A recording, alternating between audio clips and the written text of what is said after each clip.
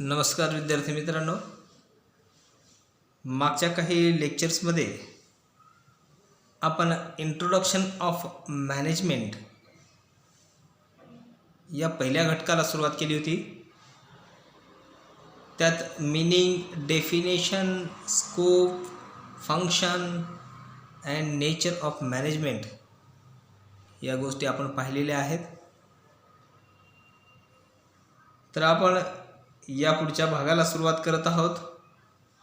Role of management. Role of management यामधला पहिला घटक लीडरशिप अँड इंटरपर्सनल रोल. बघा, लीडरशिप कधी करता येते. लीडरशिप जेव्हा एखाद्यामध्ये समूहापेक्षा विशिष्ट गुणधर्म त्यामध्ये असतात आणि समूहाला नियंत्रित करण्याची क्षमता त्यामध्ये असते, तो लीडरशिप करू शकतो. उदाहरणार्थ, first line manager lead both example practice and task. काय करत असतो तो? Practice and task. तो दोन्ही गोष्टी पूर्ण करण्याची क्षमता त्यामध्ये असते. म्हणून मॅनेजमेंट करत असताना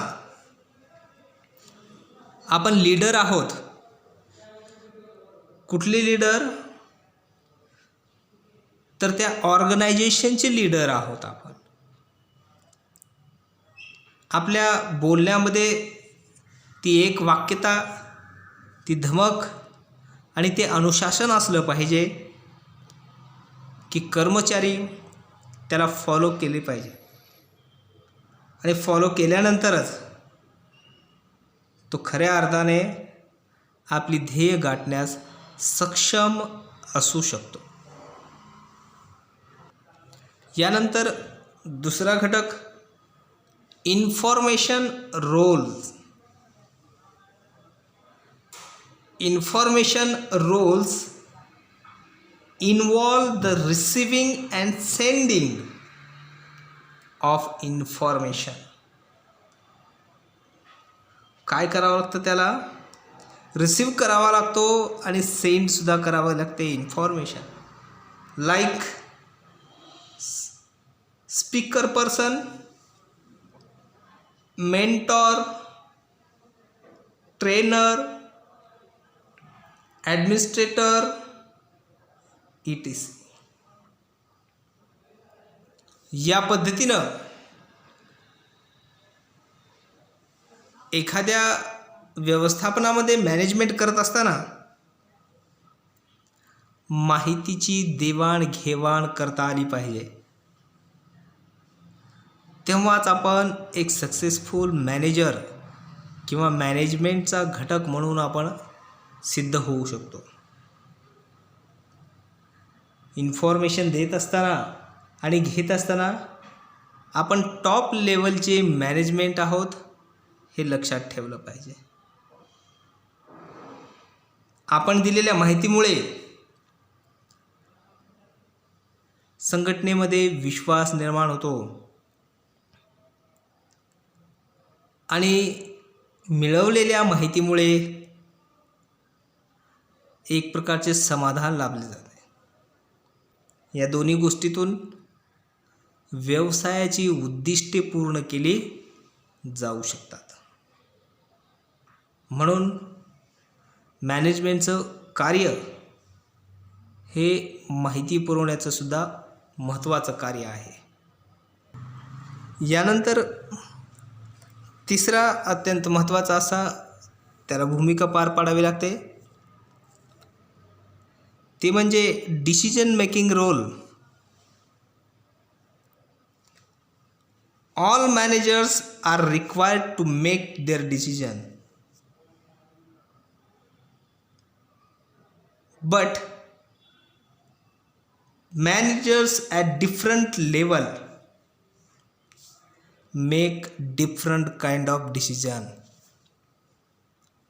कारण व्यवसायात प्रत्येक ठिकाणी परिस्थिती सारखी असेल असं नसतं. मग प्रत्येक सिच्युएशनमध्ये त्या मॅनेजर्सला काही निर्णय घ्यावे लागतात. मग ते निर्णय घेत असताना वैयक्तिक हिताचा उपयोग न होता सामूहिक हिताचा उपयोग व्हावा याच दृष्टिकोनातून निर्णय क्षमता असली पाहिजे. तेव्हाच तर प्रभावी लीडर एक माहिती देणारा, एक निर्णय घेणारा असा प्रभावी व्यक्तिमत्व तयार होत असतं. मॅनेजर्सला मॅनेजमेंट करत असताना या अत्यंत महत्त्वाच्या भूमिकेतून जावं लागतं. तेव्हा त्यांनी घेतलेली निर्णय ही सामूहिक हिताची असली पाहिजे, संघटनेच्या हिताची असली पाहिजे, व्यवसायाच्या हिताची असली पाहिजे. हे त्यांनी जाणीवपूर्वक लक्षात ठेवलं पाहिजे. तेव्हाच मॅनेजमेंट म्हणून आपण आपली कार्य पूर्ण करू शकतो. यानंतर the top management. The top level executives direct the organization to achieve its object and they are instrumental in creating the vision and mission of the organization. बघा मॅनेजमेंटमध्ये काय करावं लागतं की त्याचं जे विजन आणि मिशन जे आहे ते क्रिएटिव्ह असलं पाहिजे, सामूहिक लक्ष असलं पाहिजे. तेव्हाच टॉप मॅनेजमेंट असं म्हणता येईल. उदाहरणार्थ आपण मॅनेजमेंट करत असताना द परचेस डिपार्टमेंटमध्ये काही त्रुटी निर्माण झाल्या तेव्हा आपण असं म्हणू शकत नाही की माझ्याकडं शिल्लक पुढच्या 6 महिन्याचा साठा आहे, आता आपण प्रोडक्शन थांबवलं तरी चालेल.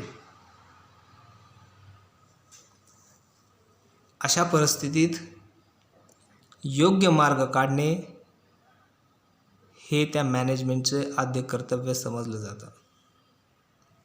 तेव्हाच टॉप लेवलचं मॅनेजमेंट करता येतं. कारण जे विजन आहे, जे एम आहे ते मॅनेजमेंटनीच ठरवलेलं असतं. की उदाहरणार्थ गेल्या वर्षी 5 कोटीचा नफा झालेला असेल तर यावर्षी ऑर्गनायझेशनला 6 कोटीचा नफा झाला पाहिजे. मग 6 कोटीचा नफा हे टार्गेट सहज पूर्ण होतं का? हो नाही. त्यांना करत असलेल्या ॲक्टिव्हिटीमध्ये चांगल्या प्रकारची भर घालावी लागते. तेव्हाच ते टॉप लेवलचं मॅनेजमेंट हे चांगल्या पद्धतीनं होऊ शकतं. कारण जेव्हा एंटरप्रेन्युअर्स टॉप लेवलचं मॅनेजमेंट करत असतं तेव्हा they identify economic opportunities, lead the initiative for change. ते काय करत असतात? आयडेंटिफाय करत असतात इकॉनॉमिकमध्ये काय ऑपॉर्च्युनिटीज आहेत, आपण त्यांना लीड करू शकतो का किंवा आवश्यक बदल करू शकतो का. या सर्व गोष्टीतूनच तो टॉप लेवलचा मॅनेजमेंट म्हणून आपली कार्य सिद्ध करू शकतो. यानंतर सिनियर मॅनेजमेंट. आता सिनियर मॅनेजमेंट म्हणजे काय हो? तर एखाद्या ऑर्गनायझेशनमध्ये मॅनेजर्स असणे, त्याला आपण आपल्या भाषेत द जनरल मॅनेजर असं संबोधतो. तो काय करत असतो? इतर डिपार्टमेंटच्या मॅनेजर्सचा आढावा घेत असतो. तो रिस्पॉन्सिबल असतो. त्या व्यवसाय संघटनेला होणारा फायदा तोटा या सर्व बाबीसाठी तो जबाबदार असतो. कारण the general manager is responsible for all aspect of company.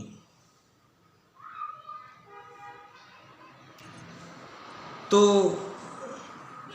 आत्ता सांगितल्याप्रमाणे प्रॉफिट होत असेल, लॉस होत असेल,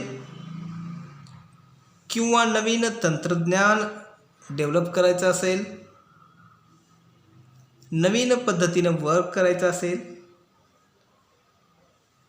कामाच्या वेळेमध्ये बदल करून, तंत्रज्ञानामध्ये बदल करून, उत्पादनामध्ये बदल करायचा असेल, ही सर्व डिसिजन्स तो सिनियर मॅनेजमेंट घेत असतं. मग या सिनियर मॅनेजमेंटला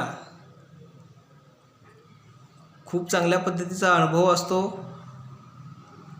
कारण आजपर्यंत त्यांनी केलेली कार्य ही संघटनेच्या हिताची असतात, व्यवसायाच्या हिताचे असतात. त्यामुळेच एक मॅनेजमेंट म्हणून रोल पूर्ण करत असताना सिनियर मॅनेजमेंटला त्या व्यवसाय संघटनेची संपूर्ण जबाबदारी स्वीकारली पाहिजे. आणि तो संपूर्ण जबाबदारी स्वीकारल्यानंतरच एक चांगला पुढारी, एक माहिती संप्रेषण करता, एक निर्णय क्षमता, उच्च लेवलचं व्यवस्थापन आणि वरिष्ठ अधिकारी म्हणून सुद्धा तो चांगल्या पद्धतीने कार्य करू शकतो. कारण ही सर्वच कार्य त्याला मॅनेजमेंट करत असताना करणं आवश्यक आहे. याशिवाय तो मॅनेजर किंवा मॅनेजमेंट म्हणून त्याचं करिअर पूर्ण करू शकत नाही. यानंतर line and staff managers. Line managers are directly responsible for managing a single employee or a group. म्हणजेच एखाद्या व्यवसाय संघटनेमध्ये purchase department, sales department, packaging department, advertising department अशी विविध डिपार्टमेंट असू शकतात. प्रत्येक डिपार्टमेंटमध्ये मॅनेजर्स पद असतं. मग एक समान एका लाईनमध्ये हे येत असतात, म्हणून त्यांना लाईन मॅनेजर्स असं म्हणू शकतो.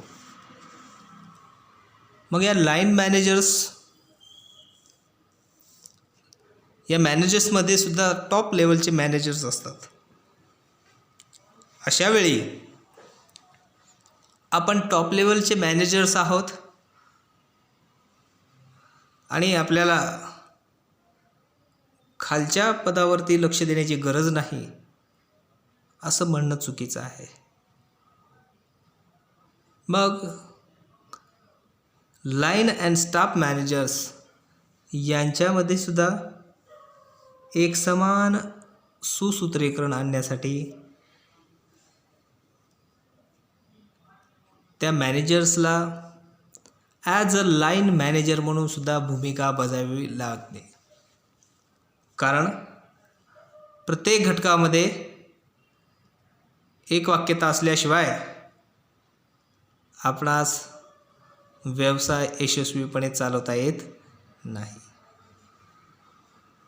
आणि ही तर कर्तव्य आहेत, रोल आहे त्या मॅनेजमेंटचा की त्याला प्रत्येक काम हे चांगल्या पद्धतीनं जमलं पाहिजे. यानंतर शेवटचा घटक आहे प्रोजेक्ट मॅनेजर. बघा, every organisation has multiple project.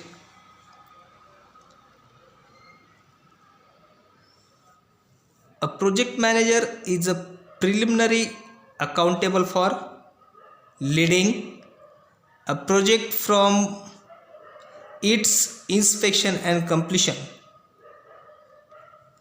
एखाद्या व्यवसाय संघटनेमध्ये एकच प्रकारची कार्य चालू शकतील असं नसतं.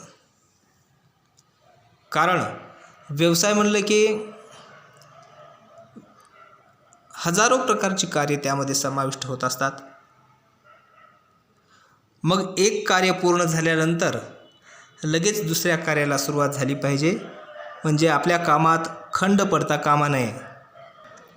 उदाहरणार्थ, आपण अनेक चित्रपटामधून पाहिलेलं असतं की अनेक प्रकारची कार्य चालत असतात. उदाहरणार्थ, एक टेंडर मिळाल्यानंतर लगेच दुसऱ्या टेंडरची तयारी होत असते. तेव्हा एक प्रोजेक्ट झाला म्हणजे मॅनेजमेंटचं कार्य पूर्ण झालं असं नसतं. जोपर्यंत व्यवसाय संघटनेचं आयुष्य आहे, व्यवसाय संघटना चालत असते, तोपर्यंत मॅनेजरला टॉप लेवलचं मॅनेजमेंट करण्यासाठी प्रत्येक गोष्टीत पुढाकार घेतला पाहिजे. तर या पद्धतीनं हा पहिला चॅप्टर इंट्रोडक्शन ऑफ मॅनेजमेंट हा इथंच संपतो. तर विद्यार्थी मित्रांनो, आशा आहे हा व्हिडिओ तुम्हाला समजला असेल. जर काही अडचणी असतील तर तुम्ही सांगू शकता. चांगल्या पद्धतीने अभ्यास करा, पॉईंट लक्षात ठेवण्याचा प्रयत्न करा, पॉईंटचा सारखा वाचन करा. हे पॉईंट रिमाइंड झाले की तुम्हाला आपल्या विषयाचं सहज उत्तरं लिहिता येतील. चला, तर नवीन व्हिडिओसोबत आपण नवीन विषयाला सुरुवात करू, नवीन अध्यापनाला सुरुवात करू. तोपर्यंत धन्यवाद.